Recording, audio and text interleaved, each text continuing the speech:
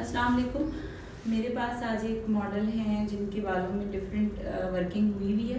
इनका रूट्स जो है वो काफ़ी डार्क है और इनके बालों में काफ़ी ब्रेकेज भी है, डिफरेंट कलर्स भी हैं। थोड़ा सा ऐसे दिखाइएगा आप मुझे। इन्होंने बालों में एक्सटेंशो भी करवाया और क्या करवाया, कट डाउन भी करवाया एंड अदर देन इन्होंने केयर भी नहीं की, क्योंकि जब हम काम करवा लेते हैं हेयर्स में, हेयर केमिकल जब बालों में लग जाता है तो आपका बाल थोड़ा सा वीक हो जाता है। तो उसके बाद जो आपको केयर करनी होती है, आपकी आफ्टर केयर जो है वो मोस्ट इम्पॉर्टेंट थिंग है कि आप अच्छा प्रोडक्ट यूज़ करें और specially sulphate free shampoos use करें जो कि आपके बालों को नरिश रखें।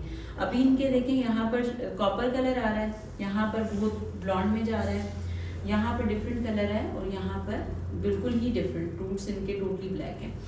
अभी हम इनका काम करेंगे और फिर आफ्टर वर्किंग में आपको दिखाऊंगी कि हमने इन पे किस तरह से इनके बालों को सेट किया।